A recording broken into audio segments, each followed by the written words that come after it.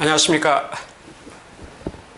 오늘부터 몇 회에 걸쳐서 삼위일체 하나님에 대해서 살펴보도록 하겠습니다. 오늘은 그 첫 번째로 기본 명제에 관해서만 간단히 생각해 보기로 하겠습니다. 지난번에 신앙이란 무엇인가라는 강의에 있어서 사도신경을 제가 언급을 했습니다. 거기에서 우리의 신앙의 대상은 삼위일체 하나님이시다. 즉 나는 성부 하나님을 믿습니다. 나는 성자 하나님을 믿습니다. 나는 성령 하나님을 믿습니다. 라고 말씀을 드렸습니다. 물론 이 사도신경에는 삼위일체라는 용어가 나타나지 않고 또 하나님은 한 분이시라고 하는 그러한 점이 명확하게 나타나지 않고 있습니다. 단지 새 윗개혁의 존재와 사역에 관해서 다루어지고 있는 것들을 볼 수가 있습니다. 어떻든 이러한 사도신경을 통해서 삼위일체 하나님이 우리의 기독교 신앙에 있어서는 하나의 전통적인 것이 되었고 또 전승되어지고 있다고 할 수가 있겠습니다. 물론 사도신경만이 아닙니다. 찬송가를 통해서 보더라도 우리가 1장 이후에 몇 장에 걸쳐서 보게 되면은 성부, 성자, 성령을 찬송합시다 하는 그러한 의미가 많이 나타나는 것을 볼 수가 있습니다. 그리고 목사님들이 매주일 예배 시간에 축도를 하지 않습니까? 거기서 보면은 성부, 성자, 성령의 이름으로 축도를 하게 됩니다. 그리고 세례를 베풀 때도 마찬가지입니다. 성부와 성자와 성령의 이름으로 세례를 주노라 이렇게 하고 있는데 이것은 어느 날 갑자기 생긴 것이 아니라 기독교가 오랜 세월 동안에 축적된 그러한 역사적인 하나의 전통이라고 할 수가 있겠습니다. 이와 같이 기독교에 있어서는 삼위일체 하나님을 굉장히 중요시하고 있습니다. 사실 중요한 것만이 아니라 이것이 가장 본질적인 것이라고 할 수가 있겠습니다. 보버맨이라고 하는 학자는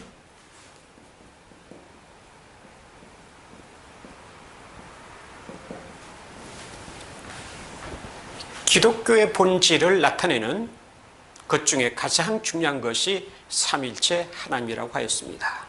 사실 그렇습니다. 오늘날 전 세계적으로 볼 때 종교가 수많은 종교가 혼재해 있고 산재해 있고 또는 공존을 하고 있습니다. 이러한 가운데 대두된 문제점 가운데 하나는 신의 개념이 애매하게 되었다고 하는 겁니다. 그래서 굉장히 혼란스럽고 혼돈하고 또 혼미하기까지 합니다. 이러한 때에 있어서 우리에게 있어서 삼위일체 하나님이라고 하는 것은 굉장히 중요한 하나의 신 개념이기도 할 수가 있겠습니다. 신에 대한 개념을 나타내는 것이라고도 할 수가 있겠습니다. 이것은 법범인이 말한 대로 기독교의 고유한 본질을 나타내는 것이라고 아니할 수가 없겠습니다.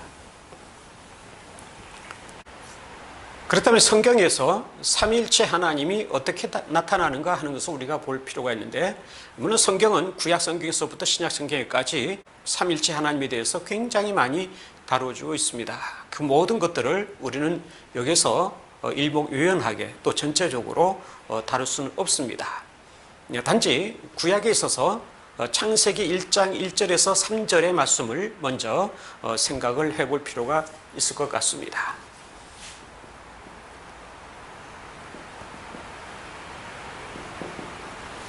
창세기 1장 1절에 보시면은 태초에 하나님이 천지를 창조하시니라 이렇게 말씀합니다. 그리고 1장 2절에서는 땅이 혼돈하고 공허하며 흑암이 깊음에 있고 하나님의 영은 수면에 운행하시니라 이렇게 말씀하죠. 하나님의 영, 이때 영이라고 하는 것은 루아흐를 말하죠.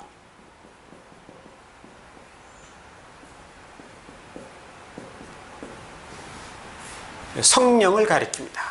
이것은 하나님의 영이라고 하는 것은 성령을 가리킵니다. 물론 뜻은 여러 가지가 있지만은 일단 신학적으로 여기서는 성령을 가리키고 있습니다.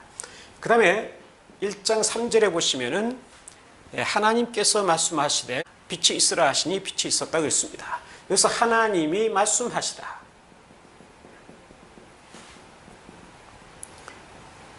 이 말씀하시다는 것을 이것도 신학적으로는 말씀을 통하여 이렇게 해석을 할 수 있는 것입니다.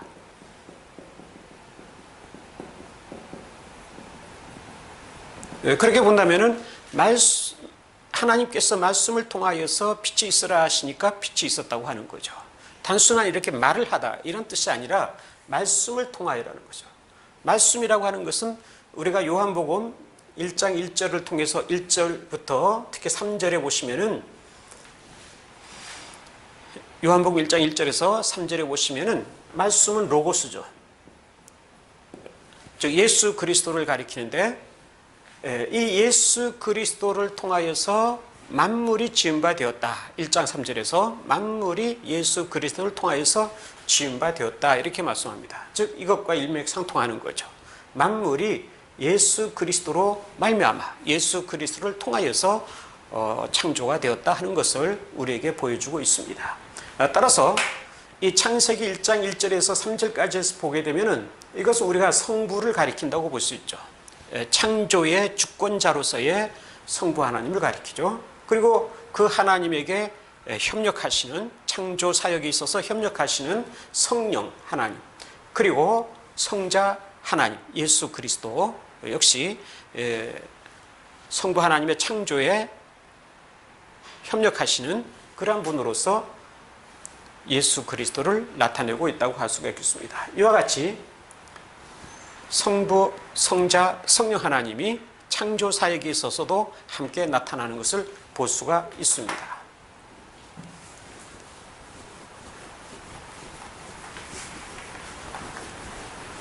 그리고 마태복음, 신약에 와서는 마태복음 3장에 보시면은 예수님께서 요단강에서 세례를 받으시고 올라오시는데 그때에 성령께서 비둘기처럼 나타나십니다. 그리고 하늘에서 성부 하나님의 음성이 들려오죠. 이는 내 사랑하는 아들이요 내가 기뻐하는 자라. 그래서 성부 하나님, 성자 예수 그리스도, 그리고 성령 하나님이 함께 나타나는 것을 볼 수가 있습니다. 이러한 것들이 전부 삼위일체 하나님을 가리키는 거죠. 그리고 아까 언급을 했습니다마는 목사님들이 축도할 때에 하시는 말씀 고린도후서 13장 13절에 나오는 거죠. 우리 주 예수 그리스도의 은혜와 하나님의 사랑과 성령의 교통하심이 너희 무리와 함께 있을지어다. 이렇게 되죠. 그 다음에 세례를 주실 때 하신 말씀은 마태복음 28장 19절에 나오는 거죠. 너희는 가서 모든 족속으로 제자를 삼아 아버지와 아들과 성령의 이름으로 세례를 주라. 여기도 삼위일체 하나님이 나타나고 있습니다. 이러한 것을 통틀어서 종합해서 테르툴리아누스라고 하는 사람은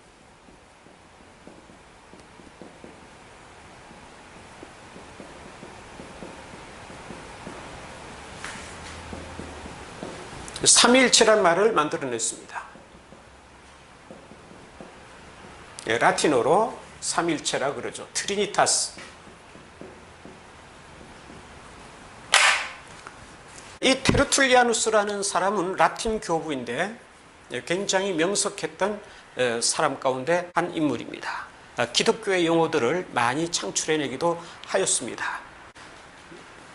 먼저 이 테르툴리아누스라고 제가 발음을 하고 있습니다. 여기서 여담삼아 한 가지 얘기한다면은 인명이든지 지명을 얘기할 때 우리는 보통 영어식으로 바꿔버린다든지 아니면 독일어식으로 바꿔서 얘기를 하는 경우가 있습니다. 이것은 좋지 못한 현상이 아닌가 생각을 합니다. 되도록이면 그 사람의 이름, 그 지역의 이름이라고 하는 것은 고유명사이기 때문에 그대로 불러주는 것이 좋을 듯합니다. 물론 그 본래의 발음이 파악되지 못했을 때는 물론 현대에 있어서 영어든지 독일어로 바꿔서 부를 수밖에 없습니다만은 파악이 될 수 있는 대로 파악을 해서 본래의 이름 그대로 얘기해 주는 것이 좋다고 생각합니다. 이 테르툴리아누스도 영어식으로 터툴리안. 저도 신학교 다닐 때에 계속해서 터툴리안이라고 배웠습니다. 그리고 한 사람 더 든다면은 아우구스티누스를 들 수 있죠.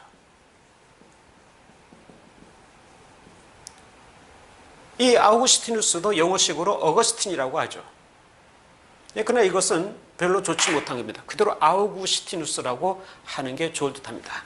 다시 말하면 라틴 이름을 쓰고 있는 사람은 라틴어로, 또 헬라 이름을 쓰고 있는 사람은 그리스어로 그렇게 불러줘야 된다고 하는 거죠. 그것이 그 사람의 명예도 실추시키지 않은 거라고 할 수가 있습니다. 특히 우리 한국교회에서는, 한국의 신학계에 있어서는 이러한 것들이 통일되어 있지 않고 굉장히 뭐라고 할까요? 혼란한 상태로 그대로 쓰여지고 있습니다. 어떤 사람은 영어식으로 쓰기도 하고 어떤 사람은 라틴어식으로 쓰기도 하고, 그래서 통일되지 않고 있습니다. 저는 개인적으로 바라기는 한국의 신학계에서도 신학자들이 머리를 맞대서 이러한 지명과 임명에 관해서 어느 정도 통일을 시킬 필요가 있지 않나 생각을 합니다. 그것도 본래의 이름, 본래의 호칭, 그것을 찾아서 그대로 불러주는 것이 좋지 않나 생각을 합니다. 어쨌든 이 테르툴리아누스는 이러한 성경에 나타난 삼위일체 하나님의 내용을 종합해서 거기에서 삼위일체라는 말을 만들어 내었습니다. 오늘 어떤 사람들은 이 삼위일체는 성경에 나타난 것이 아니기 때문에 이 삼위일체를 주장해서도 안 되고 믿을 필요도 없다, 이렇게 얘기하는 사람들이 있습니다. 그러나 이것은 굉장히 잘못된 것입니다. 이것을 가리켜서 소위 성경주의자라고 합니다.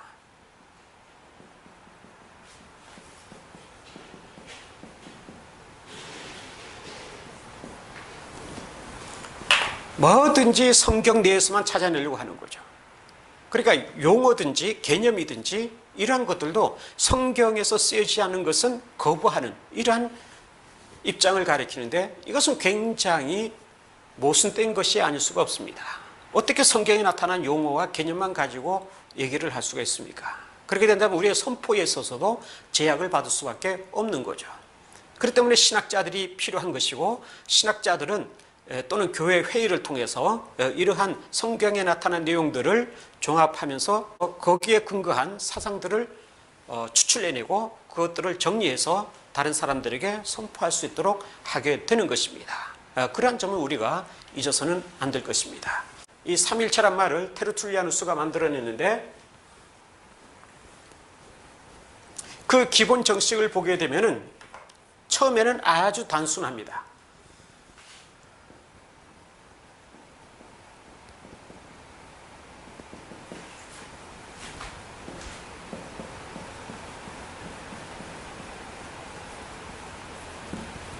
우나 수브스탄티아 트레스 페르소나에, 이겁니다. 우나라고 하는 것은 하나예죠. 하나의 실체,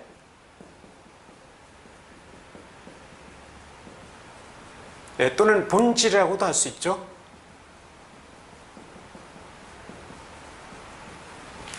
그리고 세, 인격, 위격, 세 위격,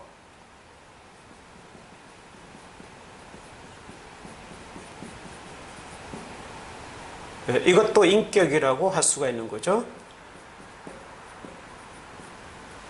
이와 같이 단순하게 표현할 수 있습니다. 하나의 실체, 세 위격, 이렇게 얘기할 수가 있는데,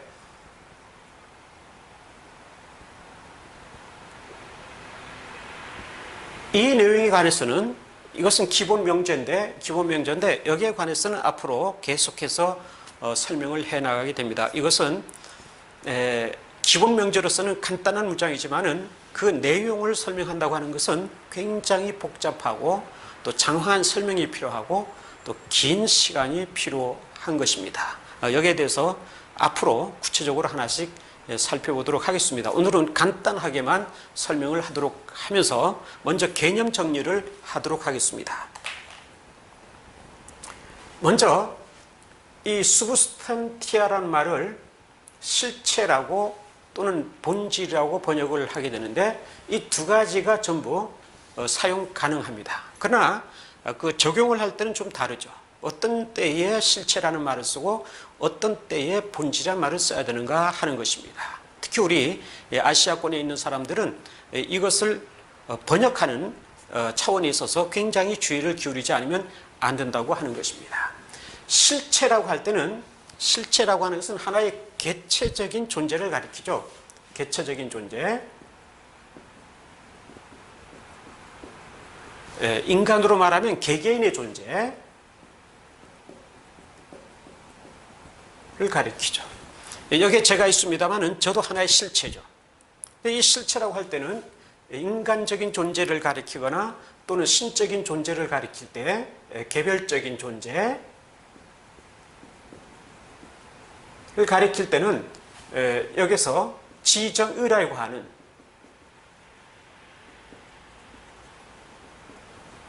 흔히 우리가 인격이란 무엇이냐고 할 때 지정의가 내포된 존재를 가리키죠. 그와 마찬가지로 실체라고 할 때는 그 개체 속에 지정의가 내포되어 있는 것을 말합니다. 그래서 우리는 실체라고 합니다. 그렇기 때문에 우리 인간 한 사람 한 사람도 지정의를 가지고 있으니까 하나의 실체가 되는 거죠. 따라서 하나님은 한 분으로서의 실체다 이렇게 얘기할 수 있죠. 여기서 우리는 하나님은 한 분이시다 하는 것을 놓치면 안 됩니다. 하나님은 우리가 보통 유일하신 분이다 그렇게 얘기하죠. 유일하신 분이다. 한 분이시다 이 말이죠. 한 분이시다. 한 분으로서의 실체를 가지고 있다는 거죠. 지정의를 겸비한 한 분으로서의 실체를 가지고 계신 분이라고 하는 겁니다. 근데 본질이라고 쓸 때는 이것은 조금 차원이 다른 것을 얘기합니다. 이것은 헬라 철학화된 개념이라고 할 수가 있죠. 이것은 성경에 그대로 나타나는 말은 아닙니다. 단지 헬라 철학적으로 해석을 할 때에 적용 가능한 개념이라고 할 수가 있습니다. 이것은 칼뱅도 여기에 대해서 얘기를 하죠. 칼뱅에 의하면은 본질이라고 할 때는 하나님의 무한성 그리고 하나님의 영성을 가리킨다. 그리고 더 나아가서는 이것은 분리할 수 없는 그러한 차원의 것을 말할 때에 본질이라고 한다. 이렇게 얘기하죠. 사실 그렇습니다. 이 본질이라는 것은 그와 같이 굉장히 중요한 개념이지 않을 수 없습니다. 저는 그렇게 생각합니다. 헬라 철학적인 것이 성경에 들어오기도 하고 또는 고대 교회를 통하여서 헬라 철학적인 것들을 통하여서 교리가 형성되기도 했는데 이것은 하나님의 놀라우신 은혜이고 또 하나님께서 우리에게 주신 축복이라고 아니할 수가 없다고 하는 겁니다. 왜냐하면은 만약에 이 헬라 철학적인 개념들이 전혀 없다고 하면은 우리는 이 기독교의 어떤 하나님의 존재 또는 삼위일체의 존재를 충분히 설명할 수가 없다고 하는 겁니다. 물론 더 나아가서는 기독교 교리 전체도 충분히 설명할 수가 없습니다.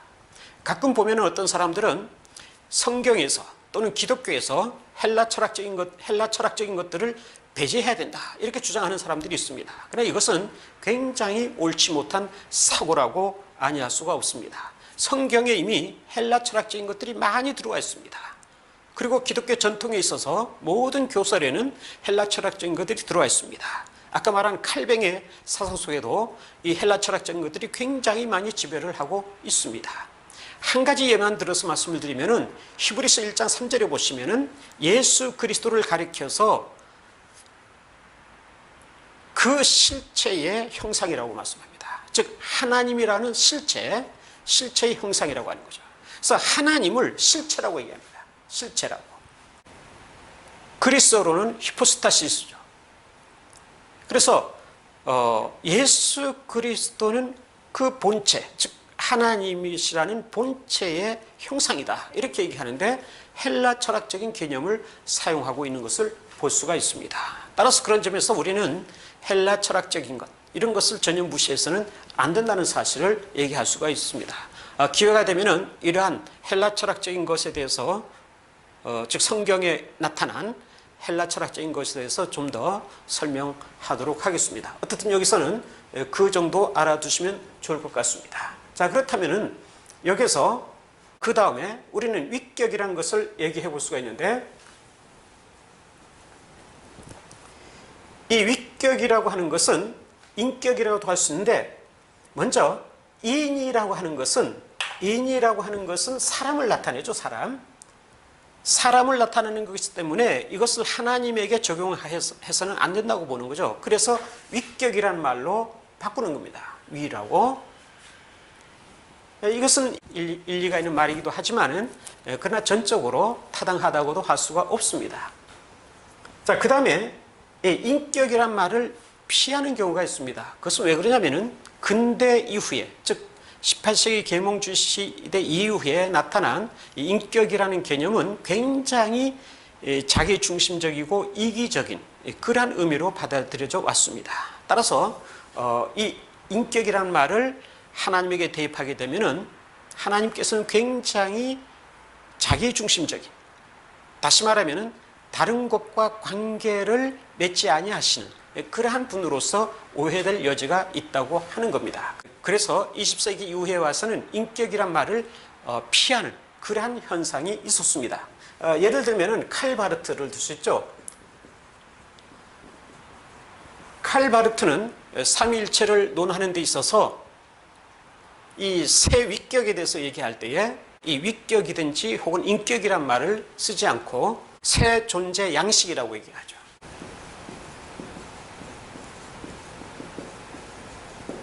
자인스 바이전이라고 하죠. 자인스 바이전. 어떤 사람들은 이것을 존재 양태라고 번역을 합니다.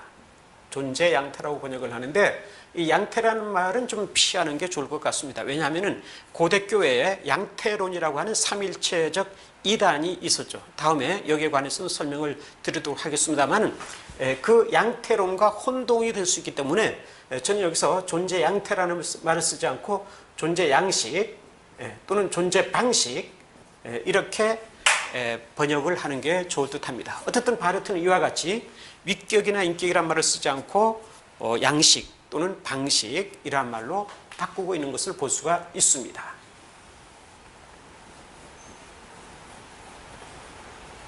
자, 그런데 그럼에도 불구하고 근대에 있어서 트렐치라고 하는 사람은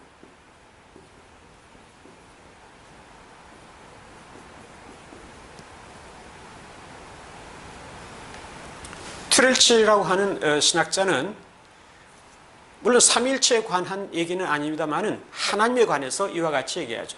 하나님께서는 전능의 창조적 의지를 가지고 계시다.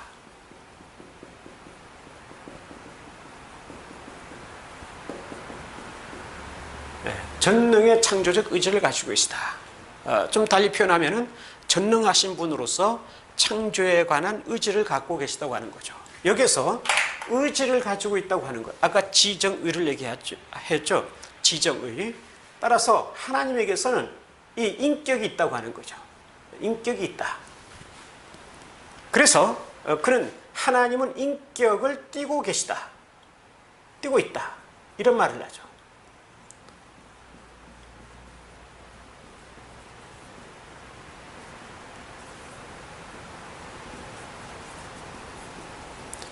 표전 하프티카이트, 인격을 띠고 계시다. 이러한 이제 표현을 하게 되죠. 그러니까 트렐치는 근대의 사람이면서도 이 인격의 개념을 피하지 않고 있는 것을 볼 수가 있습니다. 회피하지 아니하고 그것을 하나님에게 대입하고 있는 것을 볼 수가 있습니다. 오늘 우리는 여기서도 마찬가지로 위격과 인격 어느 쪽이든지 쓸 수가 있습니다. 그러나 이것은 그냥 자기가 편한 대로 쓰는 것이 아니라 문맥에 따라서 어떤 경우에는 위격이라고 하고 또 어떤 때에는 인격이라고 적용을 할 필요가 있습니다. 그것은 위에서 말한 실체와 본질과도 마찬가지입니다. 어떤 경우에는 실체, 어떤 경우에는 본질이라고, 또 어떤 경우에는 둘 다 동시에 쓰지 않으면 안 되는 그런 경우도 있을 수 있다고 생각을 합니다. 자, 그러면 여기서 다시 돌아가서 이 실체에 관해서 좀 더 설명을 하도록 하겠습니다. 실체라고 하는 것은 제가 아까 얘기했습니다. 한 개개의 존재, 이것을 가리켜서 우리가 실체라고 하는데 좀 더 구체적으로 설명한다면은 그 개체적 존재의 고유성, 이걸 말하죠. 다시 말하면 그 개체적 존재만이 지니고 있는 독자성, 이걸 말합니다. 이것은 다른 개체와 교류할 수 없는, 또 자기 자신을 다른 개체에게 전달할 수도 없는 그러한 측면을 가리키죠. 이것을 가리켜서 실체라고 합니다. 그렇다면 하나님이라고 하는 이 존재는 하나의 실체이죠. 이분은 여기서 말한 것처럼 유일하신 분입니다. 이것을 놓치면 안 되죠. 한 분이죠. 한 분으로서 실체를 가지고 계시다고 하는 거죠. 그러면서도 또한 이분은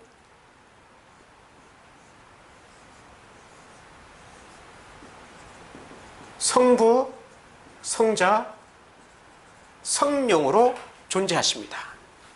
여기에 주목하시기 바랍니다. 이분도 전부 실체입니다. 성부로서의 실체, 성자로서의 실체, 성령으로서의 실체입니다. 굉장히 중요합니다.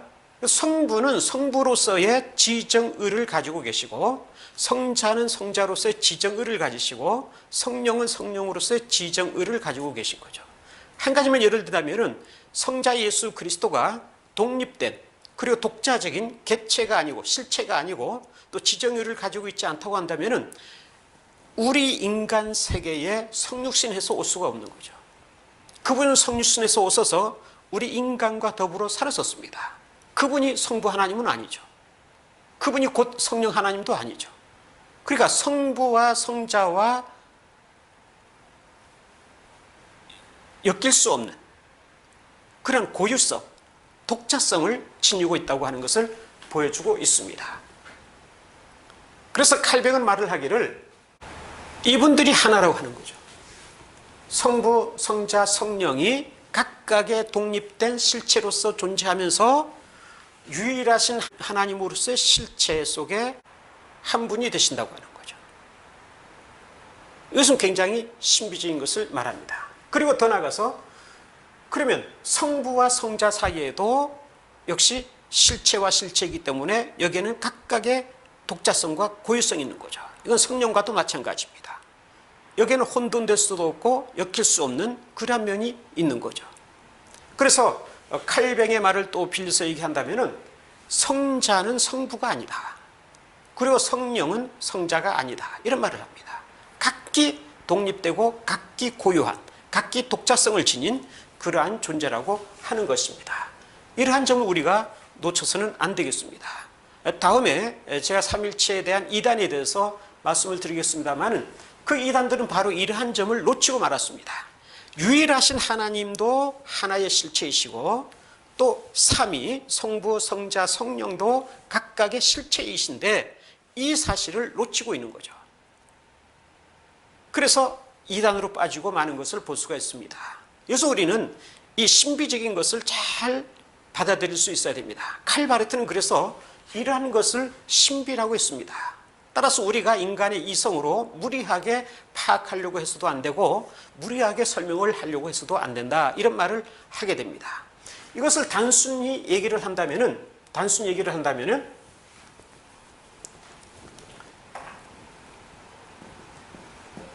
한 분 안에 세 분, 한 분 안에 세 분, 또는 반대로 세 분 안에 한 분이라고 할 수 있는 거죠.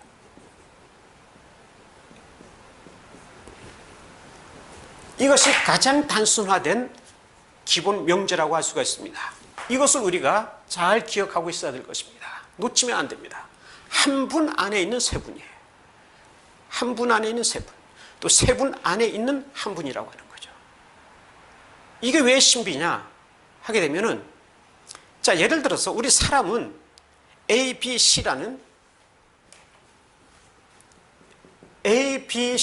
세 사람이 있다고 합시다. 이 세 사람이 같이 모인다 할지라도 한 사람이 될 수는 없죠. 한 사람이 될 수는 없는 거예요. 그러나 삼일체 하나님에 있어서는 세 분이 한 분이 된다는 거죠. 세 분이 한 분이시라는 거죠. 된다기보다는 세 분이 한 분이시라는 거죠. 이것이 바로 신비한 차원이라고 하는 것입니다. 이 사실을 우리가 놓쳐서는 안 되겠습니다. 자, 그러면은 여기에 있어서 각 위격의 구별을 우리가 보겠는데,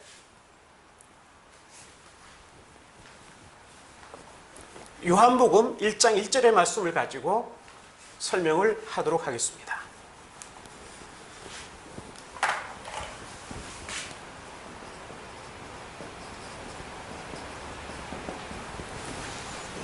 이해를 돕기 위해서 헬라어 원문으로 생각을 해보도록 하겠습니다.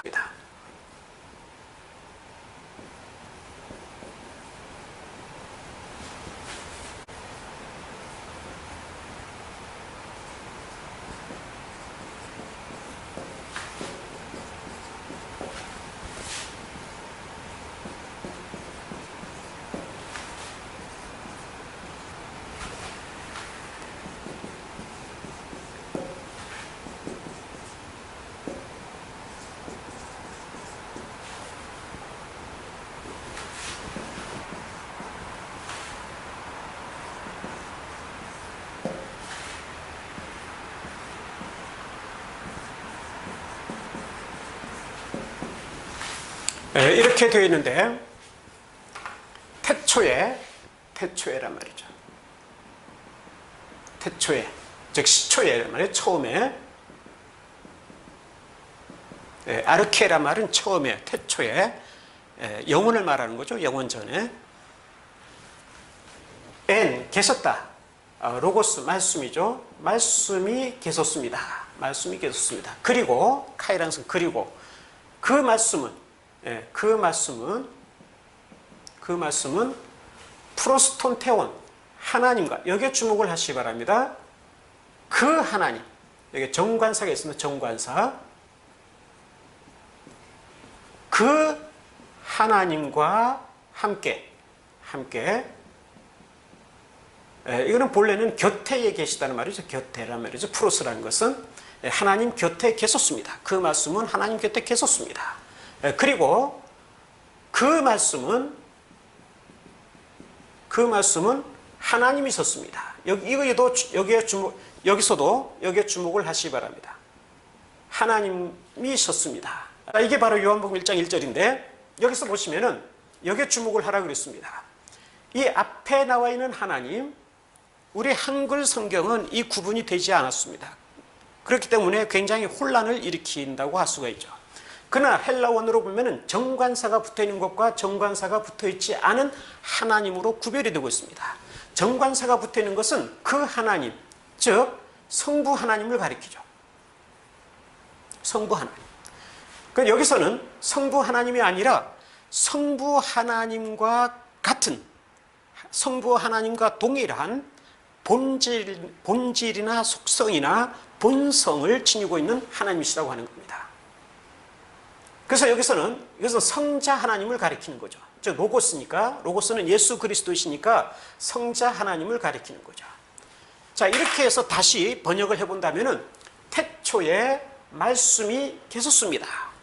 이 말씀은 성부 하나님과 함께 계셨고, 그리고 그 말씀은 하나님이 있었습니다. 성자 하나님이 있었습니다. 이렇게 할 수가 있는 거죠. 이렇게 되면 굉장히 명확하게 되는 거죠.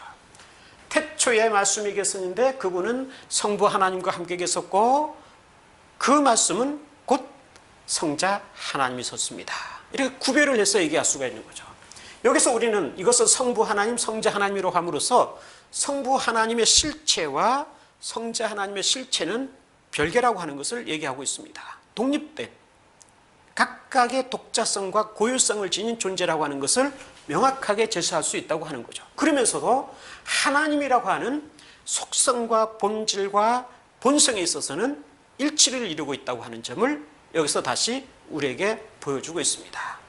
이러한 긴장적 일치 속에서의 일치성과 구별성, 이것을 얘기하는 것이 바로 삼일체 하나님이라고 할 수가 있겠습니다. 따라서 여기서 말씀이 하나님이시라고 하는 것은 아까 우리가 얘기한 수브스탄티아, 그것을 본질적인 차원에서도 받아들일 수 있는 거죠. 동일한 본질을 가지고 계시다 하는 그러한 면에서 우리가 이해를 할 수가 있는 것입니다. 따라서 오늘 우리는 이 기본 명제에 있어서 이 사실 하나를 놓치면 안 되겠습니다. 삼일체 하나님이시라고 하는 것은 한 분 안에 세 분이시고 또는 세 분 안에 한 분이시다. 그러나 이 한 분과 세 분 사이에는 구별된 점도 있지만은 그러나 동일한 점도 있다. 즉 동일한 본질을 가지고 계시고 동일한 속성, 동일한 본성을 가지고 계시다고 하는 것입니다. 그러나 또 이 삼위에 있어서는 성부, 성자, 성령 사이에서도 마찬가지로 동일한 본질을 가지고 있고 동일한 속성과 동일한 본성을 가지고 있으면서도 실체에 있어서는 각기 다른 고유성과 독자성 그리고 독립성을 지니고 있다고 하는 것입니다. 그런 가운데서도 세 분이 한 분이시고 한 분이 세 분이라고 하는 우리 이성을 초월한 존재 양식을 지니고 계신 분이 바로 이 삼일체 하나님이시라고 하는 겁니다. 이 사실을 우리가 잘 기억하고 염두에 두지 않으면 안 될 것입니다. 오늘은 여기까지 하겠습니다.